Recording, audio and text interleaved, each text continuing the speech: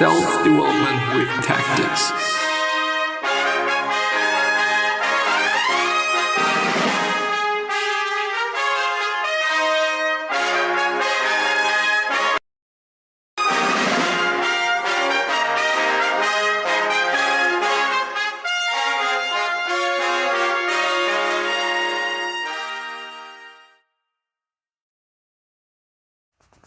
So, today we're gonna go ahead with Don't Sweat the Small Stuff. And it's all small stuff by Richard Carson. I think that I've stopped with point 7, if I'm not wrong. Yes, everyone is your teacher. And the 8th one is patience brings you closer to the peace. The peace. I do just want to underline the peace, or that peace, actually. So if you don't have patience, then chances are you'll be angry and frustrated in your life. Patience is about believing in the process and hope for the best. It is about slowing things down and looking for areas of improvement.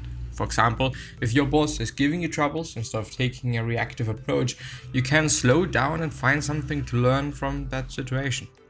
But what if instead of slowing down, you pace up and become angry at your boss? Simple, it will provide you frustration and take away your peace of mind. Think about it. How did it feel when you were at peace within your mind? Did things slow down? Did you want to live in that moment forever? We love peace, and peace can be found with slowing things down. For example, you can feel relaxed if you slow down your breathing. That too requires patience. Maybe you need a shift of perspective. Maybe you have to bring patience into your life. After all successful people possess this quality, and why shouldn't you? The reason why most people hate practicing patience is because it isn't fun. It is boring, to be honest. It is easy to mutter obscenities, but it is hard to be patient and wander in the realm of improvement. Patience is just very important. Nothing comes overnight, nothing happens overnight, but most often bad things.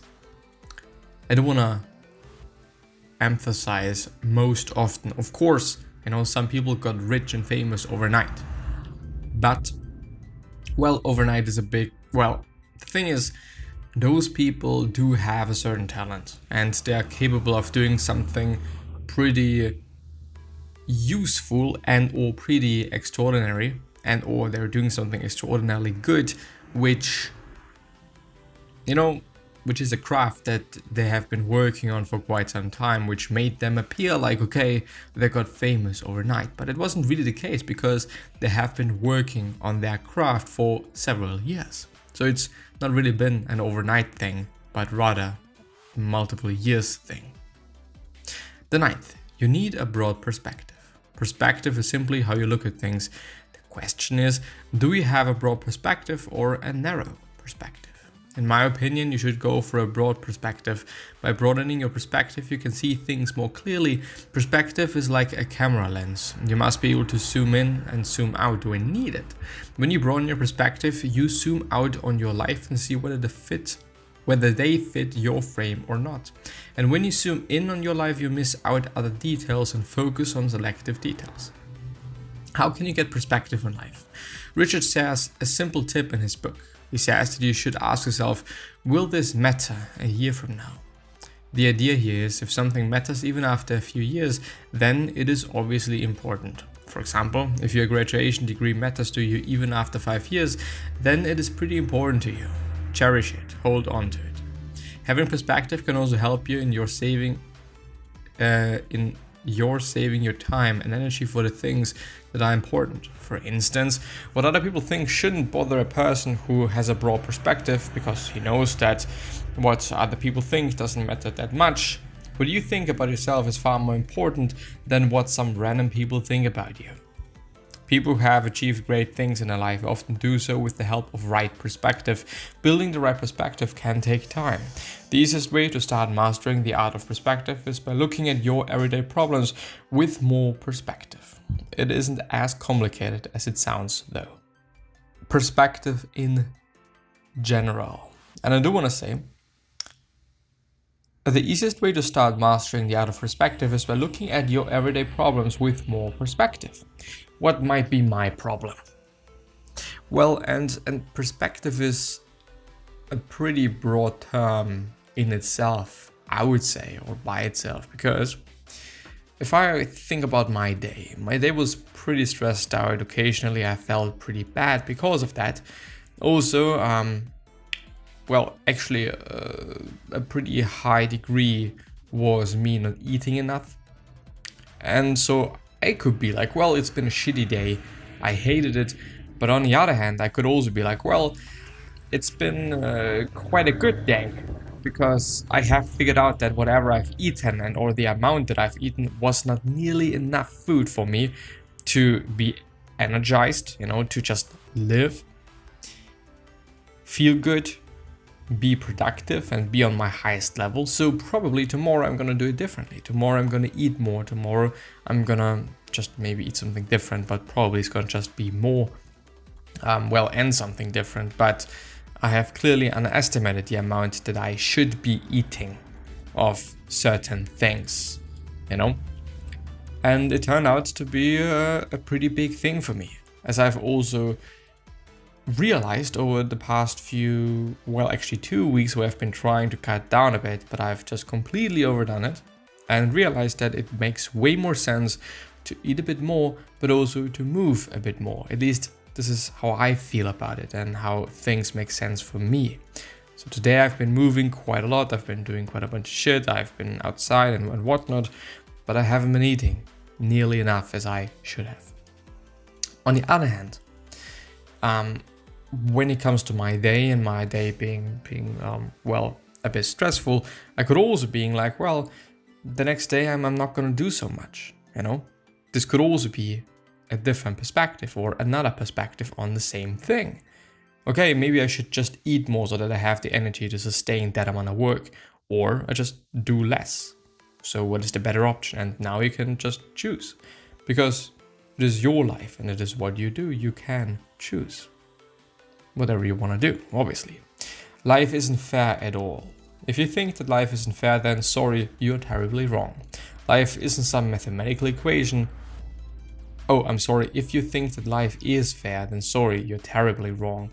Life isn't some mathematical equation where both the left-hand side and the right-hand side balance each other, as we are seeing it or having it in chemics. Yes, there are people who enjoy more privileges than others. Privileges are unfairly distributed. But what's the point of talking about it? You're already right. So you know it already, right? Knowing that life isn't fair gives a sense of calm. When you know that some people have an advantage from the start, you get more perspective. On the flip side, thinking that life is fair will cause you grief later. People who really realize this sad truth late in their lives feel sorry and blame the whole world.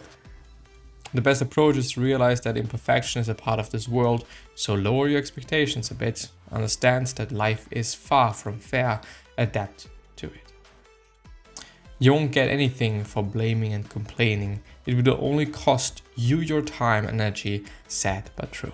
This is always one of the reasons why I do suggest certain people, most often, as I'm thinking about it, not gonna name names, not gonna say names, to just not always be complaining about things and being tremendously angry about things and overly emotional about things. Well, I get it. Some things are fucked up. Some things just really are messing with your emotions and whatnot. But what is the point of being just so relentlessly complaining and angry about things? It's not good. It's not good for your health. It's not good for your heart. It's not good for anything. So what is the point? What is the point of doing so? And some people actually indeed just do it because they do it. Anyway, point 11. Death is inevitable.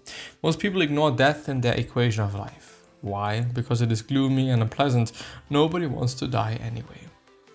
But the harsh truth is, we are all going to die one day. And the cold truth shouldn't make you sad. Death is a part of the process called life. Just like Stephen Covey, Richard wants you to think in the long term and imagine your own funeral. By keeping the end in your mind, you can plan how you want to live your life. It's similar to setting financial goals. For example, if you have to earn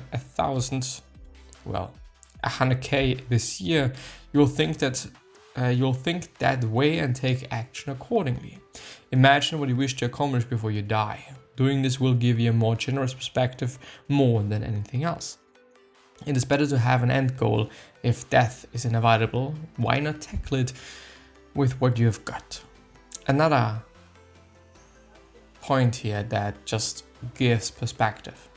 Well, should I really complain about that? Is this gonna matter in 10 years? No. Should I complain about this other thing? Well, I'm gonna die, so no, I'm not gonna use my energy for that yet. The 12th, learn to tap into your subconscious. Our subconscious mind is where all the ideas get mixed and new ideas are born. Richard recommends that you solve your problems by keeping problems in your subconscious instead of actively solving them every time. Let me explain. Suppose you have a book to write, and let's say you have hit the classic writer's block, which does not really exist. But I think this is also his point. Just in case, writer's block is a state where a writer fails to produce any ideas for the writing material and keeps staring at the blinking cursor on his laptop. Back to this point. So now you have hit the writer's block and are struggling to produce any ideas. You can stop writing and depend on your subconscious. Your subconscious always keeps working on the thing that you have put on back burner. Maybe an idea will strike you while taking a shower or drinking coffee. Still, there is no guarantee that the idea will strike, but there is a high probability though. I would say so as well. But in terms of writer's block, as Seth Godin, one of my dearest mentors in the sense of, well, I liked his books. One book, well actually some books.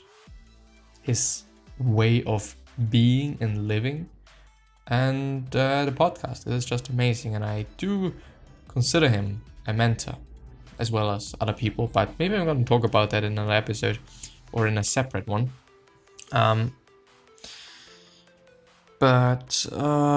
Well, if you just write and write and write and write,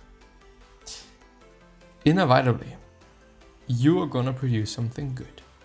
And if you're unable to produce something good in, I don't know, a month of writing every day, maybe you're just not a writer.